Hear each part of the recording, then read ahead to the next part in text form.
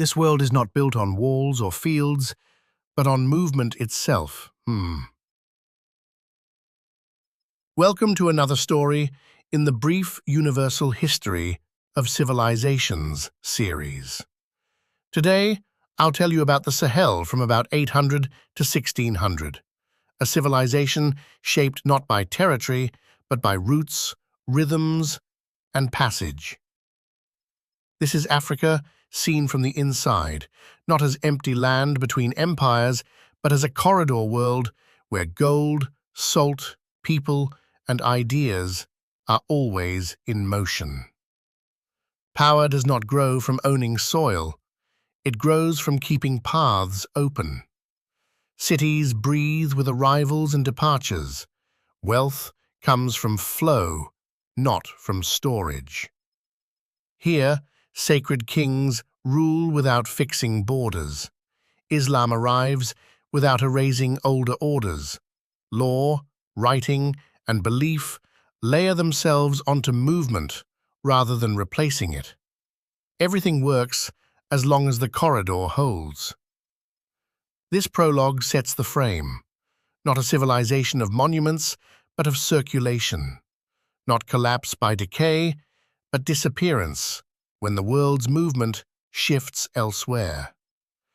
Here begins the story of Ghana, Mali, and Songhai, a civilization made of movement and therefore strong, subtle, and vulnerable in ways that only moving worlds can be. He grows up where the desert never truly ends. It only thins. The city stands at the edge of sand and grass, built for arrival rather than permanence. Each morning, he watches the caravan gather beyond the walls. Camels kneel. Loads are weighed again. Water skins are pressed and tested. Adults speak about distance the way others speak about land. Not what is owned, but what can be crossed, you know. He learns early that nothing important here stays still. Gold arrives from the south in small, dense packets. Salt comes from the north in heavy white slabs that bite the sun. Neither matters alone.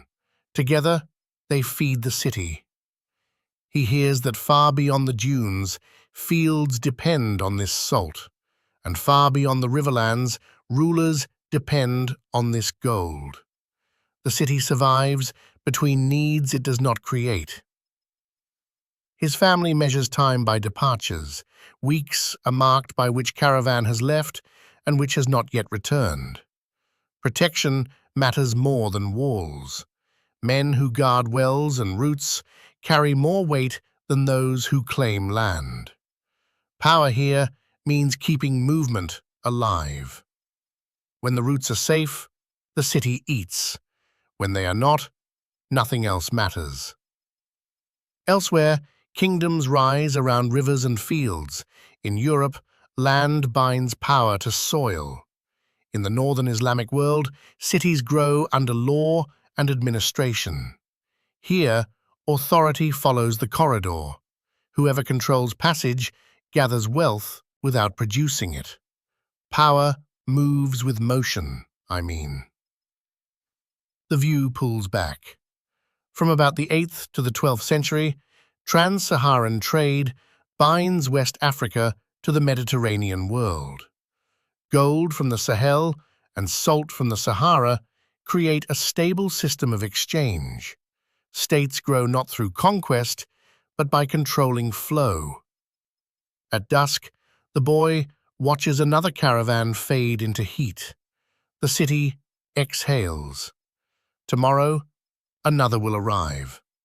The world, as he understands it, is made not of borders, but of movement. Drums sound softly as the court gathers, slow and measured. Warm air hangs inside the palace compound, heavy with dust and burnt resin. Kofi stands behind a carved pillar, close enough to see the king's movements without being noticed. He watches the ritual unfold, calm and exact. The king pours the offering. Elders respond with fixed words. No commands are issued. The world is being confirmed, not directed, you know. Beyond the courtyard, beneath a shaded awning, scribes sit cross-legged with wooden boards on their knees. Ink dries fast in the heat. Arabic letters spread across the surface, forming contracts for trade, loans, and marriages. Kofi notices how easily this coexists. No one interrupts the ceremony, no one questions the writing. Both belong. The king's power shows itself through gesture, lineage, and rhythm. He holds balance between land, people, and ancestors. The scribes hold memory. Gold weights are recorded, debts fixed, promises made durable. Kofi senses that these acts do not compete. They move in different directions, serving different needs.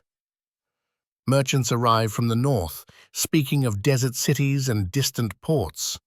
They trust the writing. Farmers trust the king. Inland villages keep their gods and customs. No one demands change. What matters is that roots stay open and agreements hold.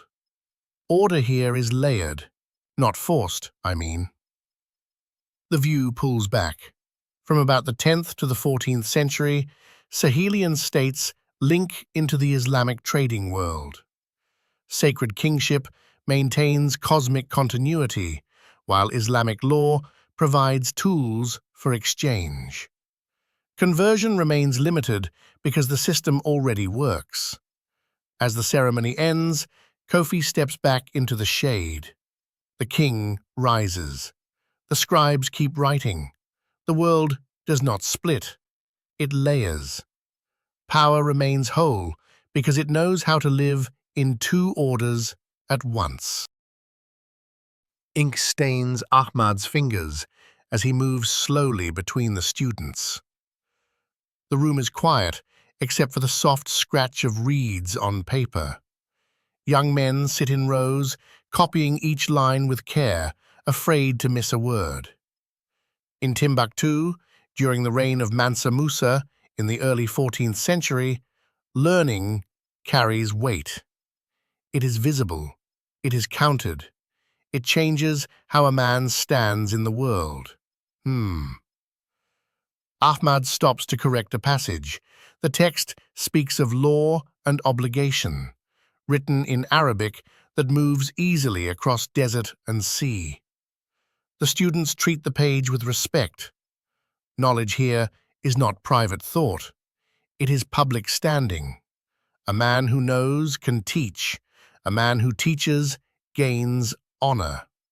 Reputation grows the same way trade does, through circulation. Outside, the city hums with movement. Caravans arrive carrying salt and cloth.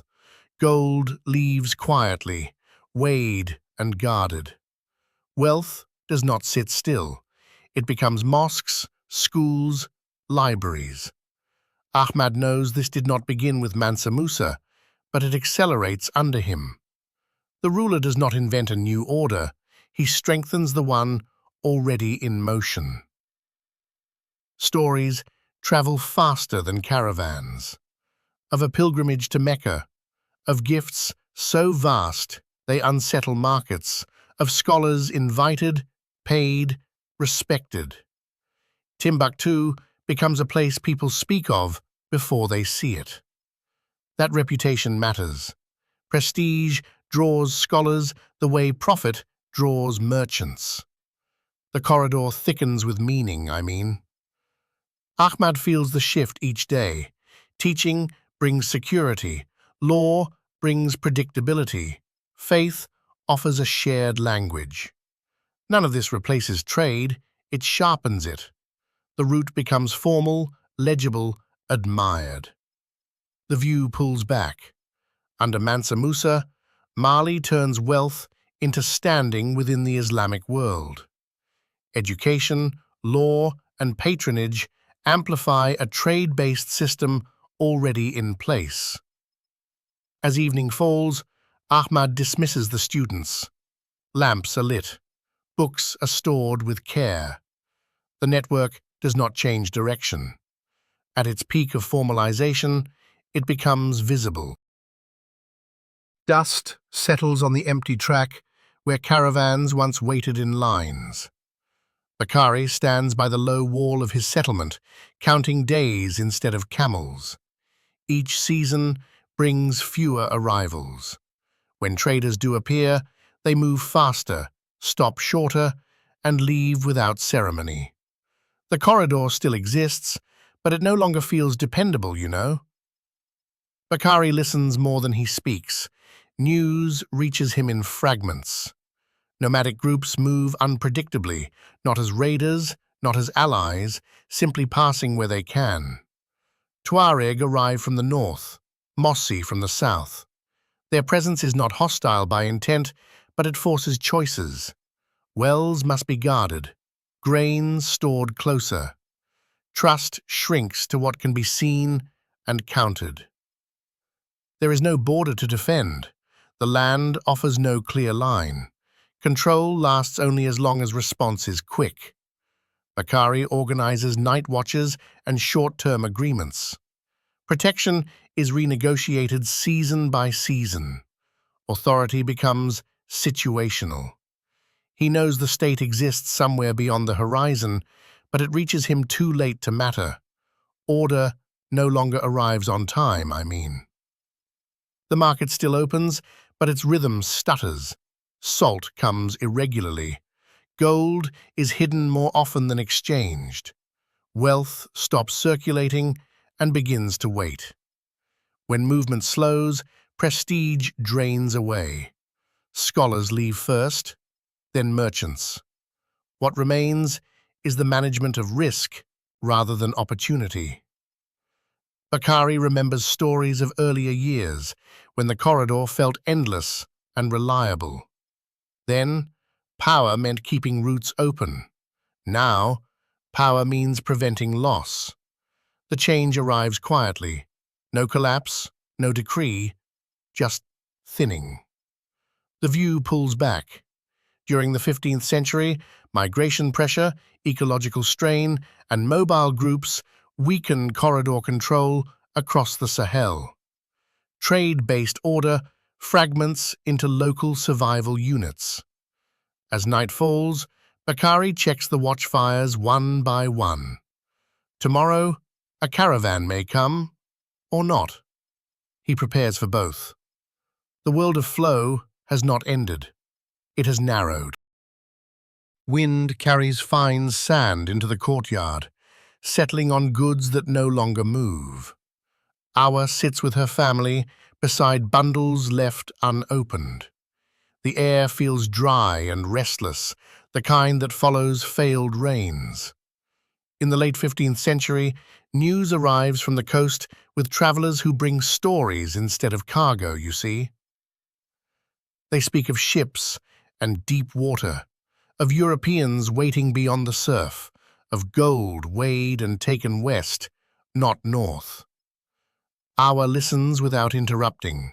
The words only explain what her eyes already know. Fewer caravans pass.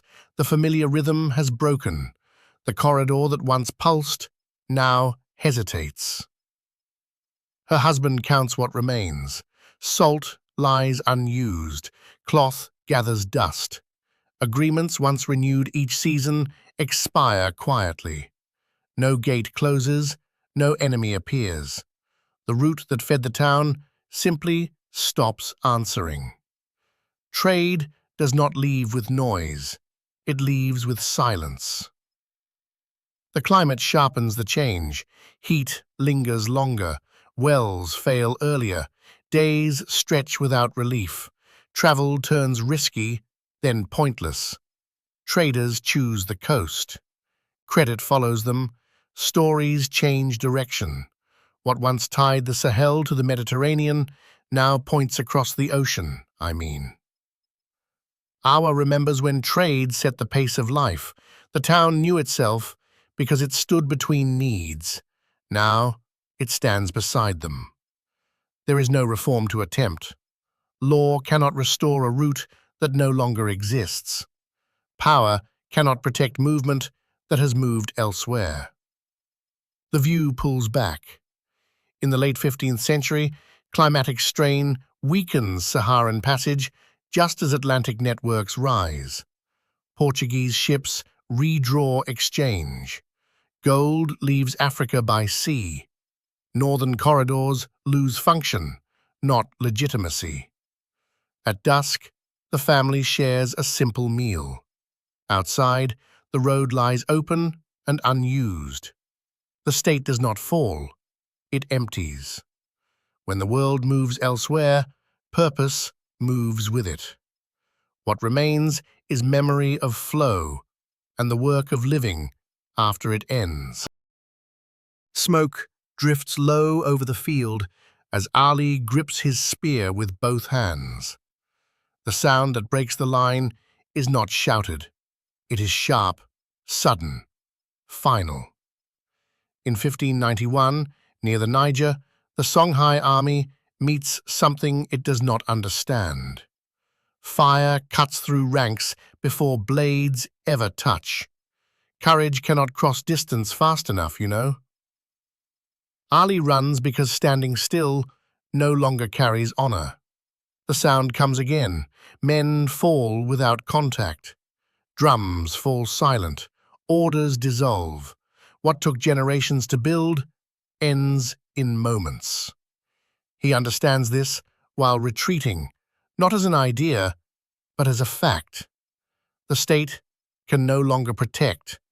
Nothing else matters. Days later, far from the field, Umar sits with a small group of children beneath a tree. The air is calm. The river moves as it always has. He recites verses slowly, correcting sounds, tapping the ground to keep rhythm. The children repeat. No one mentions the battle. No one needs to. Umar has lived through rulers before. He teaches what does not depend on them. Law, memory, prayer, writing. These outlast earlier changes and will outlast this one. The soldiers arrive with weapons that end one order. They do not arrive with anything to replace daily meaning, I mean. The town grows quieter. Taxes come irregularly. Authority feels uncertain. Yet contracts are still written. Lessons continue. Marriages are recognized. Faith remains organized even as power scatters. The view pulls back. In 1591, Moroccan forces using firearms defeat Songhai through extreme military asymmetry. The empire collapses at once. Cultural systems do not. As evening falls, Umar dismisses the children. Ali does not return. The empire ends in fire. The world continues in words. What this story leaves behind is not a fallen civilization, but a lesson about where continuity truly lives. Power breaks quickly when its tools become obsolete. Meaning does not. In the Sahel, states rise and vanish with corridors of trade, but law, learning, and faith move more slowly, and so they last. What is gained is clarity. A civilization built on movement survives only as long as movement holds. When roots thin or shift elsewhere, no reform can save the form. What remains is whatever was never identical with power in the first place. Teaching, memory, practice repeated day after day. What is lost is scale, the ability to bind wide worlds together through flow.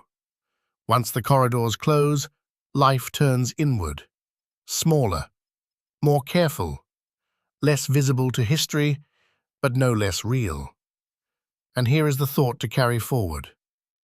Civilizations do not always end when they are defeated. Sometimes they end when the world they connect to moves on. In the next episode, the focus shifts north, to a continent where Rome no longer rules, but still refuses to disappear.